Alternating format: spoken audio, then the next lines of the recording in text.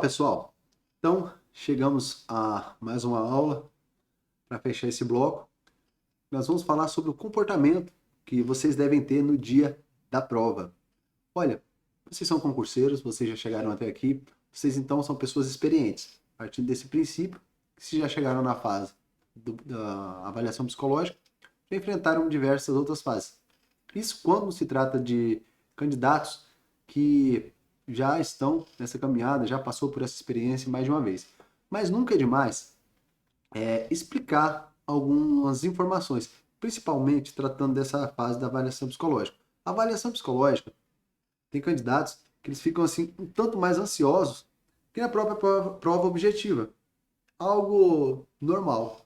Já vi candidatos ir para uma prova objetiva, preparado, claro, e fazer ela numa boa, experiente, mas quando ser submetido à avaliação psicológica, ficar completamente ansioso, ter às vezes até um ataque de ansiedade no momento da prova e dificultar a execução dos testes. Já teve candidato que eu já vi chorando no dia da prova. Isso aí acontece, isso não diminui ninguém, é algo possível e passível de acontecer com qualquer pessoa. Afinal de contas, se trata do sonho da pessoa que está ali naquele momento. Então, pessoal, vou trazer algumas informações para vocês agora sobre a avaliação psicológica. Algumas informações. Como... Ô, cacete. Perdão, pessoal. Como me comportar no dia da avaliação psicológica? Como é que devemos se comportar? Para começar, é bom voltar desde o dia anterior. Pessoal, dia de prova, anterior à prova, é dia de quê? É dia de sossegar o rabo, por assim dizer. Não é dia de, vou ali na lanchonete, vou ali tomar uma cervejinha, vou ali... Pessoal, tem o dia posterior para vocês fazerem esse tipo de coisas e até o resto da vida. Dia anterior à prova de avaliação psicológica, vai fazer uma caminhada. Se for uma prova em outra cidade diferente da que você mora, fica quieto, vai fazer flexões, vai fazer pó de chinelo, deita, quieta, se tranquiliza, conversa com pessoas, descanse, não ingerir de forma alguma, não ingerir de forma alguma qualquer tipo de bebida alcoólica. Eu acho que nem precisava estar falando isso, mas tem uma máxima que diz que o óbvio precisa ser dito, tá? Procurem dormir. Outra coisa, procurem ter um cuidado com a alimentação também. Parece brincadeira. Um candidato em São Paulo cagou a sala todinha da avaliação psicológica. Por quê? Comeu um podrão numa lanchonete de rua que tinha lá no dia anterior à prova, passou mal, chegou suando frio. Até então estava tudo certo, todo mundo imaginou que era ansiedade. Cagou a sala toda. Olha que situação. Tipo, pode acontecer, né? Mas dá para ser evitado. Dá para ser evitado. Então, durmam com tranquilidade. Evitem comer qualquer coisa. Alimente-se de frutas, coisas leves, que não cause, fique pesado, para você estar no outro dia super tranquilo. Procurem ter esse cuidado, beleza? No dia do teste, acorde mais cedo. Mais uma daquelas assim. Pô, isso é óbvio. Isso é óbvio. Mas, volto a dizer, o óbvio às vezes precisa ser dito. Cara, acredite. Em Rondônia, teve uma candidata que ela fez a avaliação psicológica, não se preparou para a avaliação psicológica, fez, reprovou. Só que, em Rondônia e mais 3 estados do Brasil, quando o candidato não é aprovado na primeira oportunidade, ele tem uma segunda oportunidade. Basta ele entrar com recurso que é aceito uma segunda oportunidade. E a candidata, adivinha, morava em outra cidade, foi para a capital fazer a prova, mas, adivinha, chegou atrasada, portões fechados. Ou era o destino preservando a vida dela, ou coisa do tipo, ou uma falta de cuidado, descuido mesmo, às vezes, do candidato com isso. Então, procurem ter esse cuidado, beleza? uma informação importante, pessoal. Pessoal da nossa mentoria, evite comentário, principalmente de quem fez outra mentoria. Isso aqui é no dia da prova. Nós temos uma forma, uma didática para alinhar os parâmetros. Existem outras mentorias que utilizam a forma dela.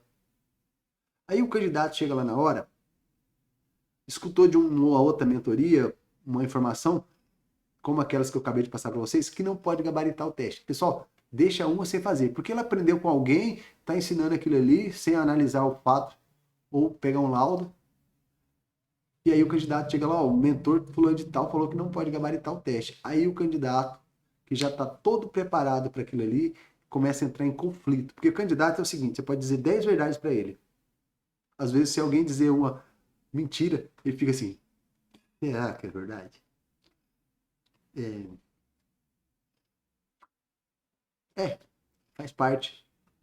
Faz parte, beleza? Então, pessoal, evitem. Chegou no dia da prova, sai. Fiquem na de vocês. Tem candidatos que preparou com a gente? Fiquem juntos, conversem sobre, mas evitem comentários desnecessários. Beleza? Então, caso não seja marcadas as cadeiras, sentem-se na última fileira. Olha, vocês vão observar o quanto que há de bisonho. O que é o bisonho? É aquele cara que até divulgou em grupos que não se deveria estudar para avaliação psicológica, chega lá no dia achando que a avaliação psicológica é só dormir bem, chega lá e responder perguntas, e encontra testes de habilidade específica, como teste dos cubos, testes de G36, e não sabe nem para onde começa e nem para onde sai. Os testes de atenção, os psicólogos às vezes explicam de qualquer forma, e ele não entendeu a explicação, aí começa a ficar desesperado. Deixa o bisonho ficar perguntando. Então, vocês vão para, se não tiver cadeira marcada, sentem-se na última fileira e deixa o bisonho chamar atenção. Por quê? Das duas, uma. Ou das três, uma. Às vezes o psicólogo é legal. O cara é legal, ele explica certinho, ele tem conhecimento do teste, até onde ele pode falar, ele vai falar para o candidato. Tem psicólogo meio, parece que trocou a ferradura e foi aplicar a prova naquele dia. O candidato faz uma pergunta, ele já começa a dar má resposta e às vezes ameaçar o candidato, como já diversas vezes já vi pessoas falando, olha, tô te achando muito ansioso, para causar uma pressão no candidato. Ou simplesmente acontece, acreditem, informações passadas erradas. Como, por exemplo, a Polícia Militar do Rio Grande do Norte, em que aplicadores orientaram candidatos a fazer o palográfico, a caneta, e depois corrigiram a caneta e reprovaram esses candidatos. Então, pessoal, façam o de vocês. Façam o de vocês. Não fiquem toda hora. Ei, ei, ei. Por quê? Porque quando fica nessa perguntação, às vezes ele dá uma pressão no candidato, o candidato fica nervoso, isso pode prejudicar a execução dos testes também. Beleza?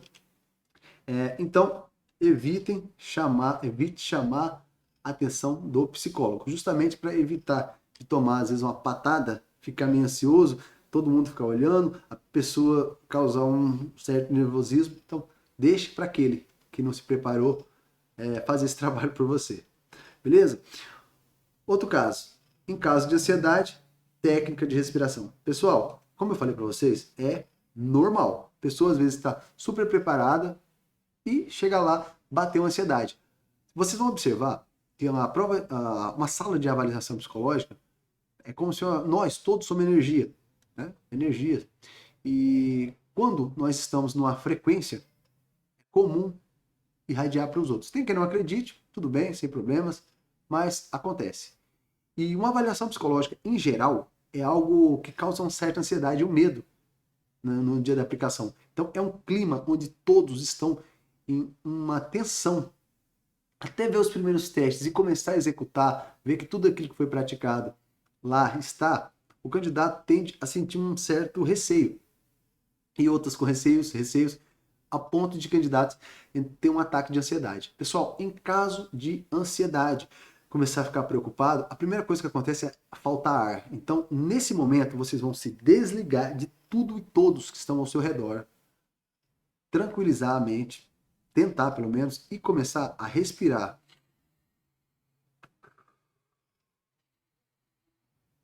Quando você faz isso, você tenta desconcentrar de tudo ao seu redor e concentrar na sua respiração, no ar, inspirando, entrando e saindo.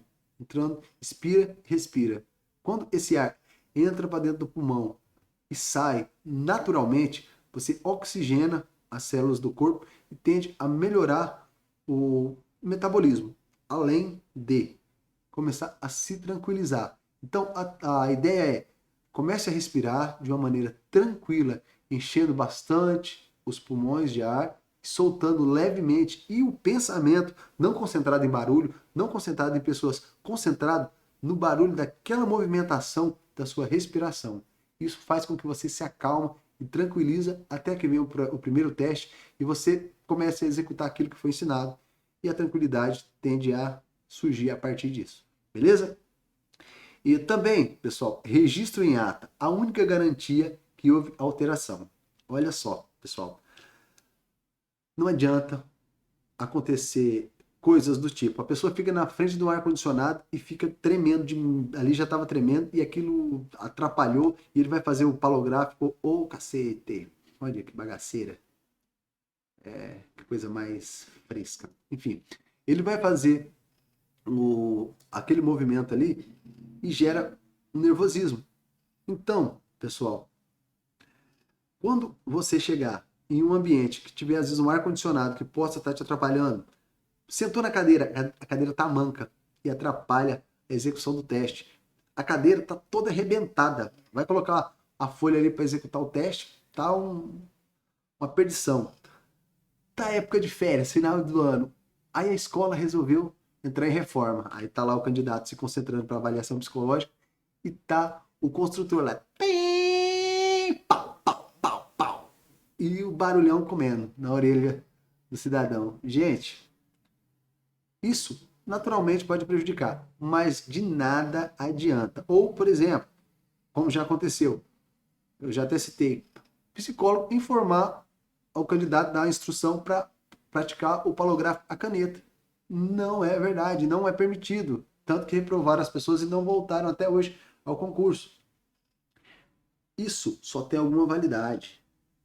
Depois, para entrar em recurso, quando há qualquer anormalidade, se isso for registrado em ata. E se o psicólogo insistir que não precisa e que está tudo certo, insista. Insista. Eles são instruídos a não deixar o candidato a registrar em ata. Insista. É direito do candidato.